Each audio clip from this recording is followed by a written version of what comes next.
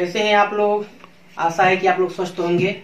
आज हम लोग पुनः एक बार ऑनलाइन क्लास के माध्यम से आमने सामने जुड़े हुए हैं। सुबह आज जैसा कि फोन आया था 3-4 बच्चों का, जैसे प्रीति का आया था, विभा का आया था, बबलू जी का आया था, कुलदीप जी का आया था। उन लोगों ने कहा कि सर जो है आप डायरेक्ट फर्स्ट सेमेस्टर का यूनिट 6 जो है आंकड़ों का ग्राफी निरूपण है, सर एक बार हम लोग को पढ़ा दीजिए, एक बार और समझा दीजिए।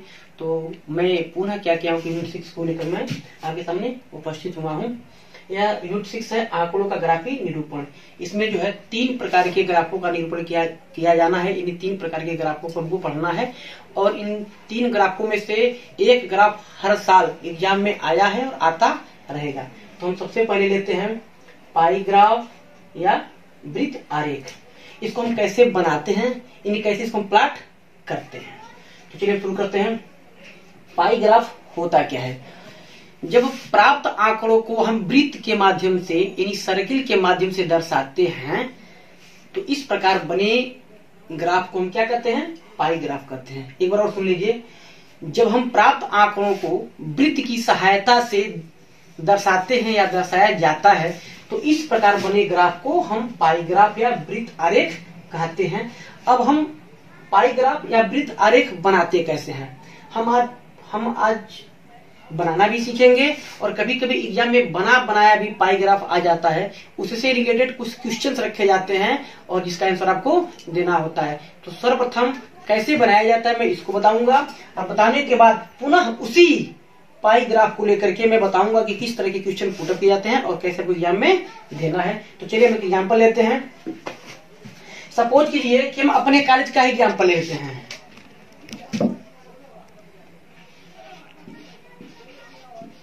SMBL 2020 यानी अपने वहां 2020 में जो है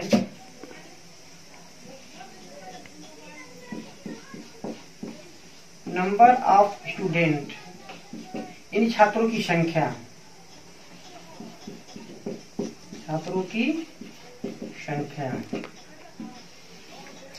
सपोज कीजिए कि अपने कॉलेज में 2020 में BTC में 200 छात्र हैं। MA में ले लेते हैं 600 छात्र हैं। BEd ले लेते हैं, BEd में कुल 400 बच्चे हैं और BA में टोटल 800 छात्र हैं। अब हमको करना क्या है कि इन आंकड़ों को लेकर के, इन छात्रों की संख्या को लेकर के और क्लास को लेकर के एक वृत्त आरेख बनाना है। तो हम कैसे बनाएंगे? अगर यह आंकड़ा आपके सामने रख दिया जाए और आपसे कहा जाए कि आपको एक वृत्त आरेख बनाना है तो कैसे बनाएंगे? तो किसी भी आंकड़े को पाई ग्राफ या वृत्त आरेख में प्लॉटिंग करने के लिए या निरूपित करने के लिए हमको 5 स्टेप से होकर के गुजरना पड़ता है। स्टेप नंबर 1 टोटल, सेकेंड प्रतिशत, नंबर 3 डिग्री और नंबर 4 अरेंज और नंबर 5 प्लॉट। यानी किसी भी आंकड़े को अगर हम 5 स्टेप से होकर के गुजरते हैं तो आसानी से हम क्या करते हैं? एक पाई ग्राफ बना देते हैं, जैसा कि हम लोग बना रहे हैं। अब देखते हैं कि स्टेप नंबर 1 टोटल। इनको करना क्या है? छात्रों की टोटल संख्या निकालना है। आप क्या करेंगे? टोटल कर लेंगे। अब आप देखेंगे कि यहाँ कितने हैं? 8, 4, 12, 6, 18, 2, 20। यानी अपने वहां जो है इन 4 कक्षाओं को मिला करके अपने कॉलेज में कुल 2000 छात्र हैं। आपने क्या किया? स्टेप नंबर 1 कंप्लीट कर लिया। अगला क्या कि अब इसको आपको डाटा को परसेंटेज में निकालना है कि इनका परसेंटेज कितना हुआ।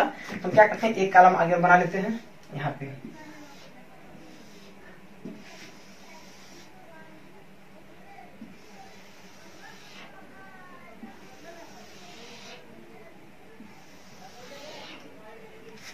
BTC 200 छात्र हैं, हम निकालते हैं परसेंटेज।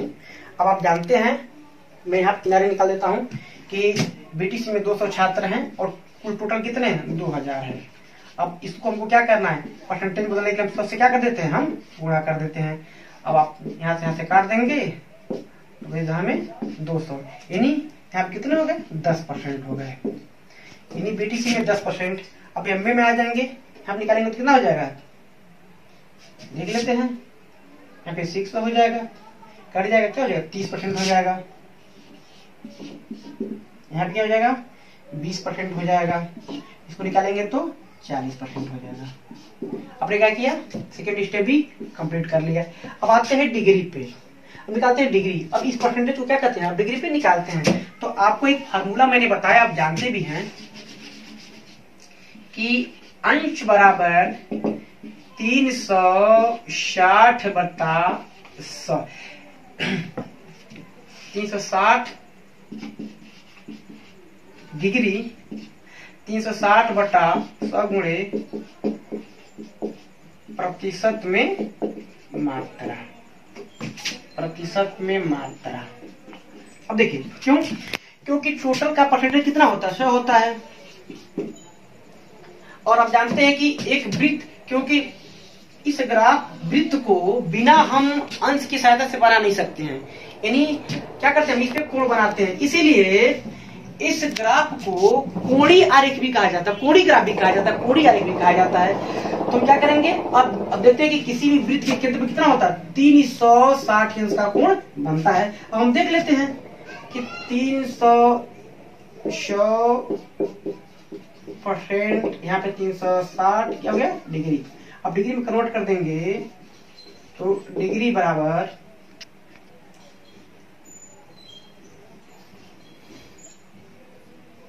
360 यहाँ हो जाएगा 100 गुणे परसेंट। ऐसे में यही फार्मूला है।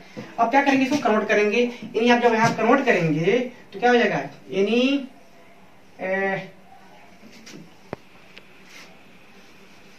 अंश बराबर 360/100 गुणे यहाँ कितना है, 10% है, यानी 10 हो जाएगा। ये परसेंट मात्रा है, इसे काटेंगे, ऐसे क्या हो जाएगा, कट जाएगा, यहाँ से कट जाएगा, ये क्या हो जाएगा, यहाँ पे हो जाएगा 36 अंश। यानी यहाँ पे क्या करते हैं, डिग्री के लिए इसमें 3.6 से गुणा कर देते हैं, तो क्या हो जाएगा, यहाँ पे हो जाएगा आपका 36 अंश। और यहाँ कितना हो जाएगा, 108 अंश। और यहाँ कितना हो जाएगा आपका 72 अंश। और यहाँ हो जाएगा आपका 144 अंश, 44 अंश। ठीक है, आप देखिए क्या होता है, एक अंश बराबर 3.6 डिग्री, इसकी सहायता से। अब अगला स्टेप आपने क्या किया, 3 स्टेप पूरा कर लिया। अब चौथा स्टेप क्या है, अरेंज करना है। इसको हमको अरेंज करना है। अरेंज कैसे करते हैं, असेंडिंग ऑर्डर में। अब आप करेंगे क्या कि पेंसिल लेकर के इसको क्या करते हैं, आप अरेंज में कर लीजिए। सपोज कीजिए क्या हो गया, 1 नंबर, क्या हो गया, 2 नंबर, यहाँ हो गया 3 नंबर, यहाँ हो गया 4 नंबर। जब अरेंज कर लेते हैं तो अंतिम कड़ी क्या है, प्लॉट करना है। हमको प्लॉट करना है, इसको बनाना है। हम कैसे बनाएंगे, हम करते क्या है, एक सर्किल लेते हैं,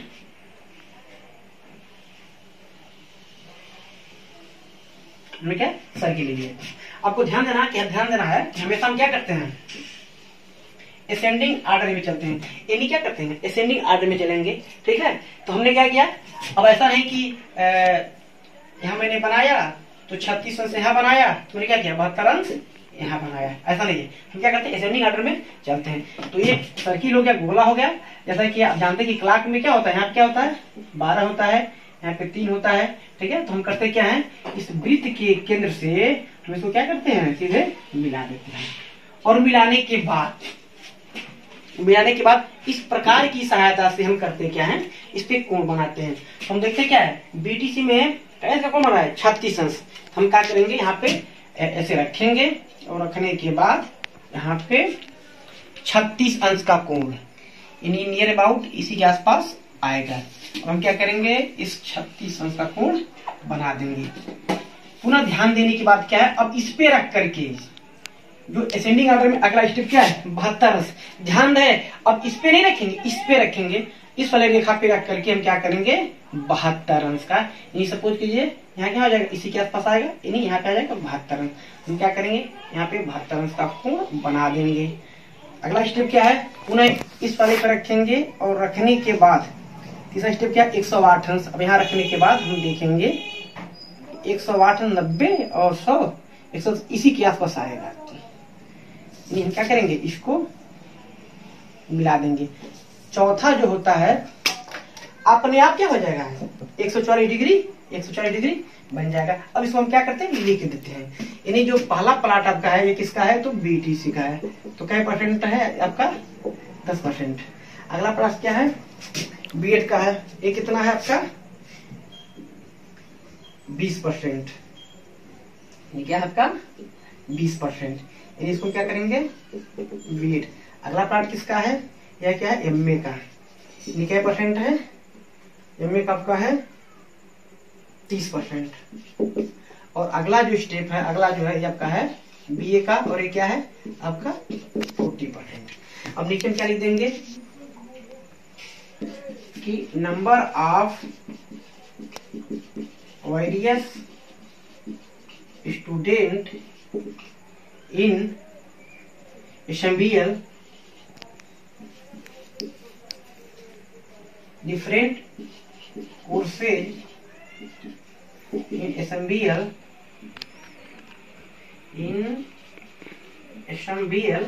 2020। और यहाँ क्या करेंगे, हम लिखेंगे टोटल नंबर ऑफ स्टूडेंट यानी 2000। जब क्या किया, इस आंकड़े को आपने इस पाई ग्राफ के माध्यम से क्या किया, आपने निरूपित कर दिया, आपने दिखा दिया। ठीक है। अगर एक चीज ध्यान है, सपोज कीजिए कि अगर ये आंकड़े आपके पास न हो,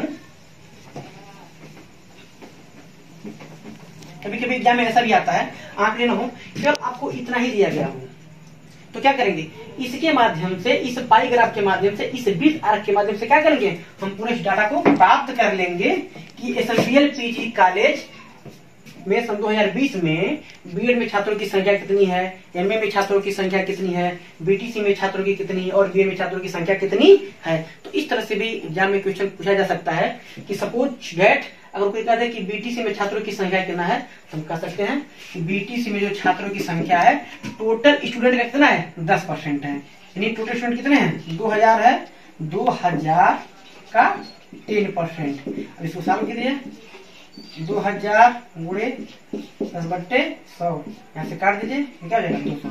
आपने देखा भी था कि बीटीसी में कितने थे, 200 छात्र थे। इस प्रकार हम प्राप्त आंकड़े को पाई ग्राफ या वृत्त आरेख के माध्यम से निरूपित कर सकते हैं। चित्रारेख पिक्टोग्राफ, यह एक ऐसा ग्राफ है जो चित्र या प्रतीक का उपयोग करके संख्यात्मक जानकारी देता है।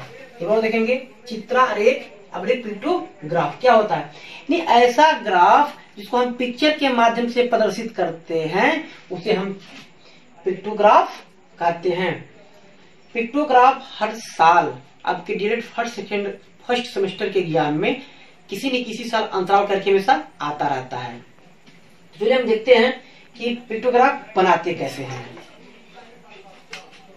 हम एक आंकड़ा लेते हैं,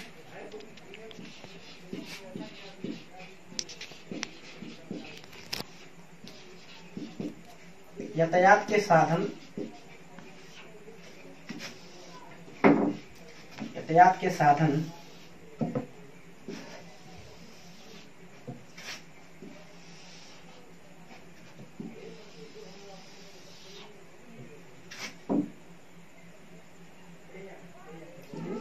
यातायात के साधन, यातायात के साधन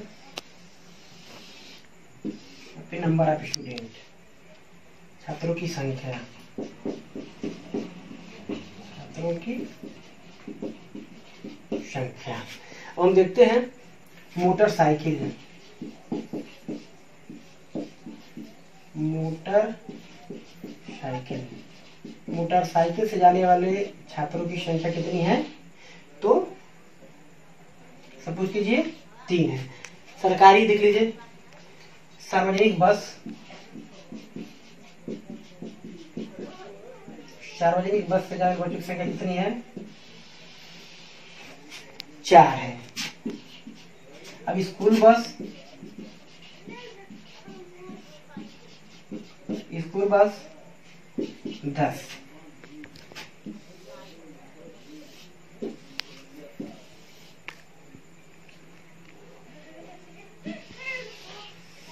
बच्चों की संख्या कितनी है? 10 है। साइकिल से 6 है और पैदल 7। इन्हीं एक डाटा है, इन्हीं यातायात के साधन, इसमें छात्रों की संख्या, मोटरसाइकिल से 3 छात्र जाते हैं, सार्वजनिक बस से 4 छात्र जाते हैं, स्कूल बस से 10 छात्र जाते हैं, साइकिल से 6 छात्र जाते हैं और पैदल से 7 छात्र जाते हैं। अभी इन आंकड़ों को लेकर के वो क्या करना है? एक पिक्टोग्राफ बनाते हैं। हम क्या करेंगे? सबसे पहले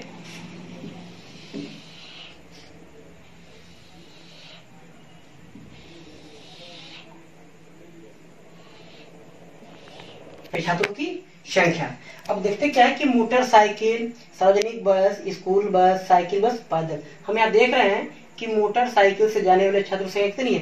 3 है। जैसा कि आप जानते हैं कि इस ग्राफ का नाम क्या है? Pictorial graph. पिक्टोरियल ग्राफ यानी ऐसा ग्राफ जिसमें हम आंकड़े को क्या करते हैं? चित्र के माध्यम से निरूपित करते हैं। इन्हें हम क्या करते हैं? अभी छात्रों को क्या करते हैं? एक चित्र के माध्यम से हम एक पैमाना मान लेते हैं। हम जिसे मान लेते हैं कि पैमाना मानते हैं, एक छात्र बराबर क्या? एक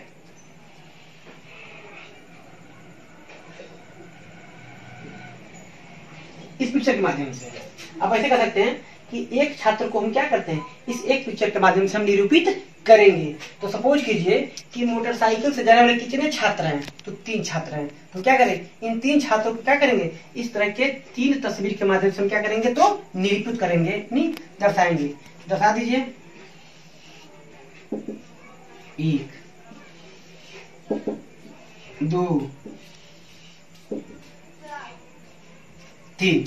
सार्वजनिक बस यहाँ पे 4, 1 2 3 4।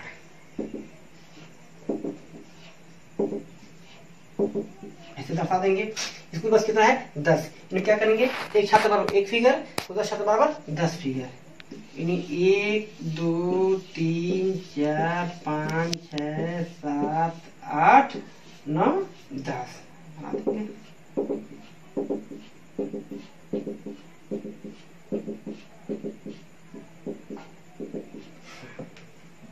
साइकिल कितना है? 6। कितना हो जाएगा? 6।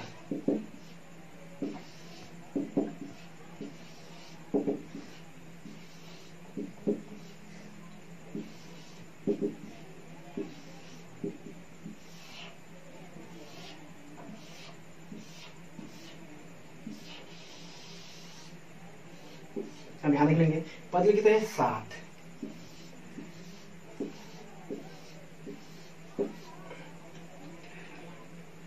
ये आकृति छोटे बड़े में तो घुमाइएगा मत, ये बनाने में डिस्टर्ब हो गया है, क्योंकि मैंने बचपन में कभी ड्राइव कला नहीं लिया था। ठीक है, तो छात्रों की संख्या कितनी हो गई? आपकी 7। अब इस फिगर को देख करके आप बता सकते हैं कि मोटरसाइकिल से जाने वाले छात्रों की संख्या कितनी है? 3 है। सपोज कीजिए, अगर कभी कभी आपने क्या किया? यहाँ सिंपल एक छात्र बराबर एक पैमाना मान लिया। अगर सपोज कीजिए अगर यही फिगर, सपोज डेट या यही आंकड़ा ऐसे रहता कि मोटरसाइकिल से जाने वाले छात्रों की संख्या कितनी है? 30 है।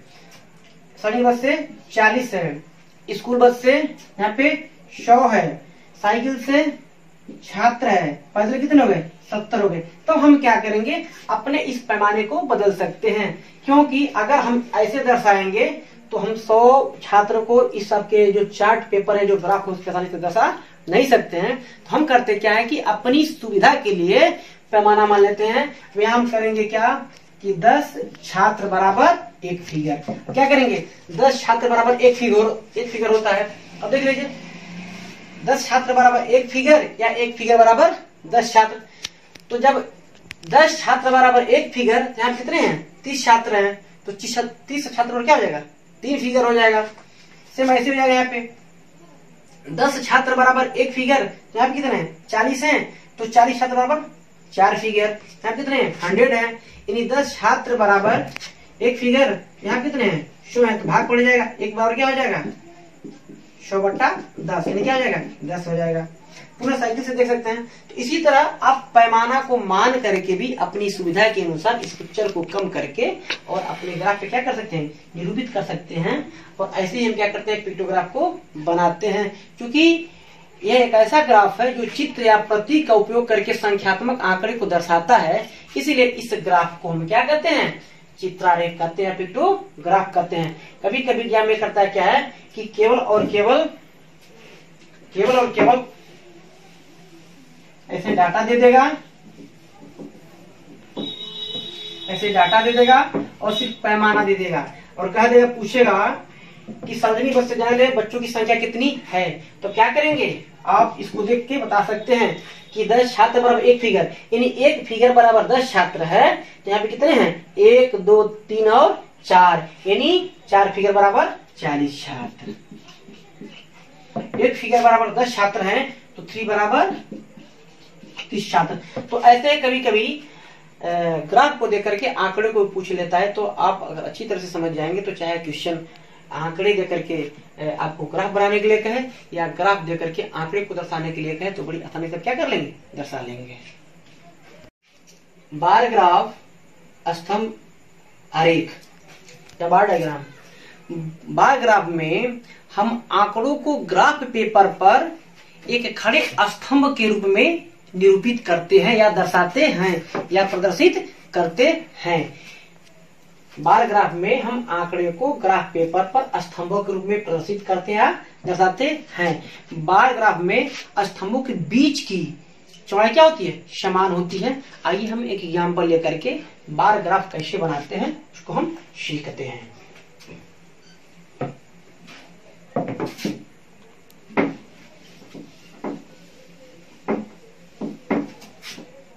सपोज कीजिए एक आंकड़ा है,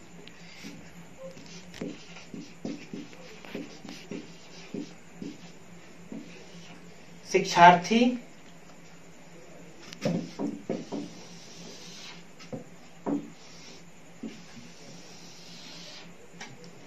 या प्रशिक्षु कर लीजिए,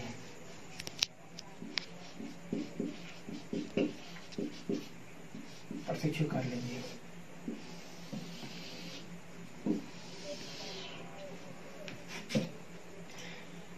साधना, प्रीति, सुलेखा,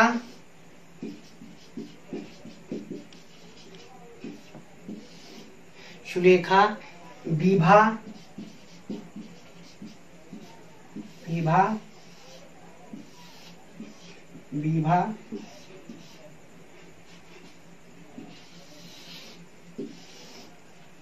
रंजना और शिल्पा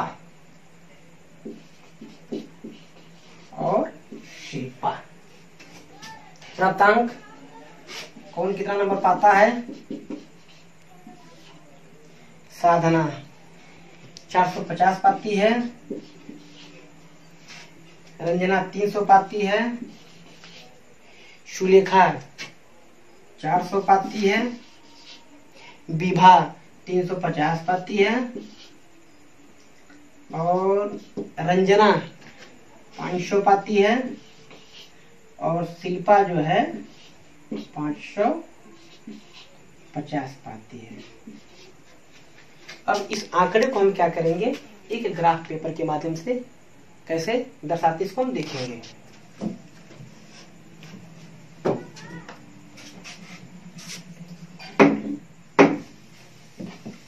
इसको हम पता कर रहे थे, हमको जगह मिल जाएगा, इसे इसको ऊपर रखना चाहिए था, कोई बात नहीं। हम करते क्या है कि सबसे पहले यस अक्ष और वाई अक्ष हम ले लेते हैं। आपको पता है कि इस सुलेखा 400, विभा 350, रंजना 500, शिल्पा 550। अब हम क्या करते हैं कि सर्वप्रथम ग्राफ पे क्या करते हैं, हम एक्स एक्सिस या वाई एक्सिस खींच लेते हैं, यानी इसको हम एक्स एक्स कहते हैं, इसको क्या कहते हैं हम वाई एक्स कहते हैं। अब हम करते क्या हैं, सपोज कीजिए इसको हम ऊर्ध्वाधर कहते हैं, इसको क्या कहते हैं हम क्षैतिज कहते हैं। अगर हम सपोज कीजिए अगर क्षैतिज पे अगर हम प्राप्तांक दिखाते हैं, प्राप्तांक दिखाएंगे तो इसमें क्या करेंगे हम प्रशिक्षुओं को दिखा सकते हैं। अगर आपको यहाँ भी दिखाना है प्रशिक्षुओं का संख्या तो ऐसे भी कर सकते हैं, ठीक है। तो हमने क्या किया कि वाई एक्स पे मैंने प्राप्तांक को दिखाया और यस एक्स पे मैंने क्या दिखाया, हमने विद्यार्थियों को दिखाया। हम क्या करते हैं सबका नाम लिख लेते हैं, साधना, साधना, प्रीति,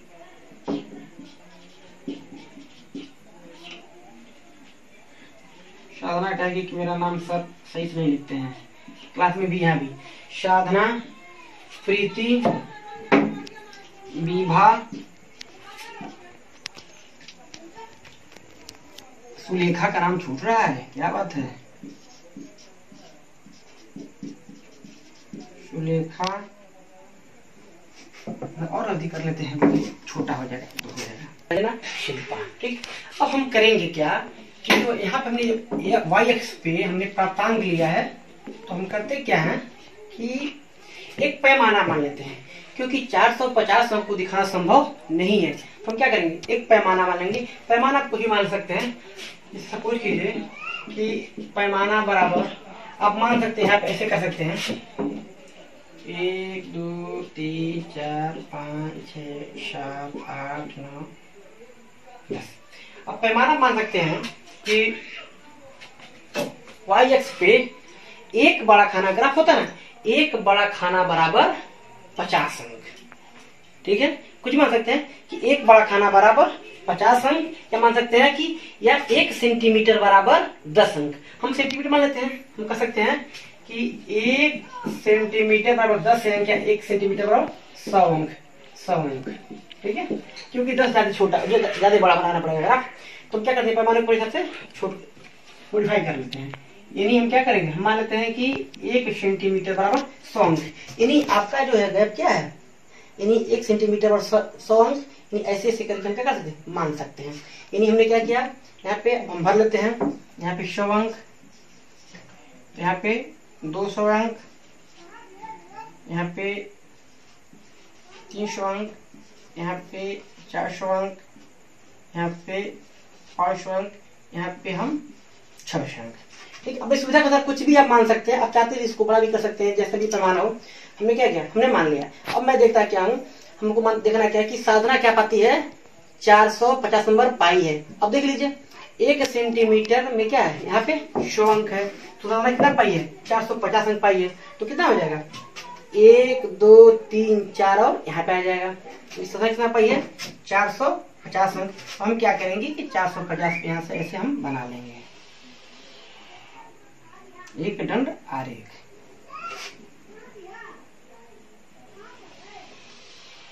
ऐसे बना लेंगे। ध्यान दीजिएगा कि इसकी चौड़ाई समान होती है, ठीक है, इसकी यानी ये आयताकार होता है, इसकी चौड़ाई समान होती है। अब प्रीति को देख लीजिए, प्रीति कितना पाई है, अब 300 अंक पाई है। अब देखते हैं यानी क्या करेंगे, यानी प्रीति यहाँ तक 300 अंक पाई है, तो क्या करेंगे हम अब यहाँ तक दर्शा देंगे, यानी प्रीति क्या पाई है 300 अंक पाई है। ध्यान दीजिएगा कि इसकी चौड़ाई इनकी भी चौड़ाई समान होती है और इनका भी चौड़ाई क्या होता है समान होता है। अब सुलेखा की बात करते हैं, सुलेखा कितना पाई है 400 अंक पाई है। अब देखते हैं 400 अंक कहाँ है, देखते नहीं यहाँ पे है,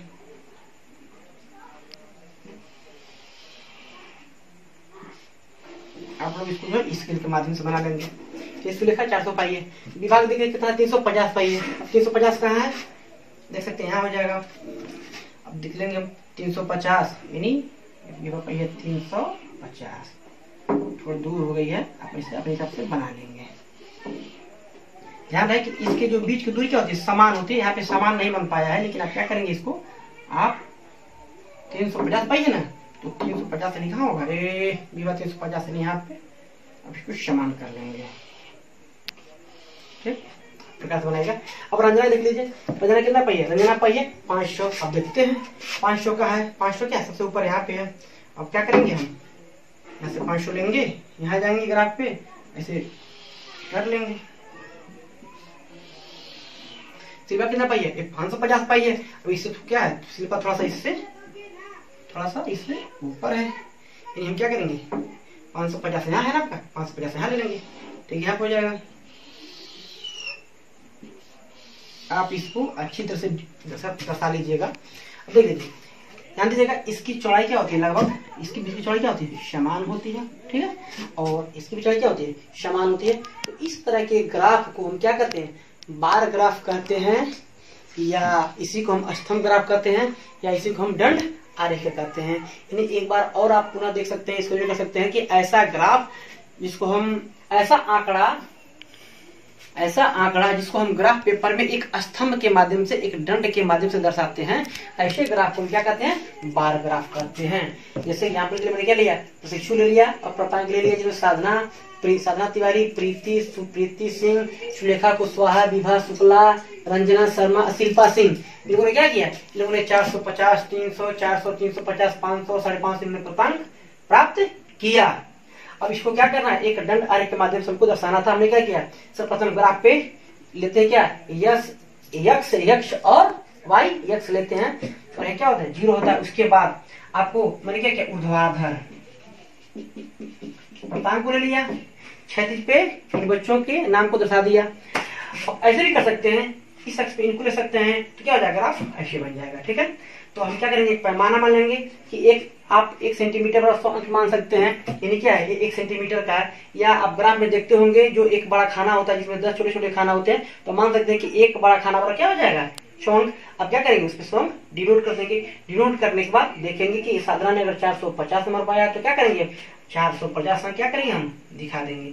450 पाया ना, तो 400 500 क्या है, ठीक बीच में हम क्या करेंगे, इसको दंड आरेख के माध्यम से दर्शा देंगे। हाँ, एक काम करेंगे आप, इसको अगर आप दर्शाते हैं तो जैसे जिस कलर से इसको दर्शाते हैं सेम, या ऐसे इसको करते तो इसको भी ऐसे ही करना है, इसको चेंज मत कीजिएगा।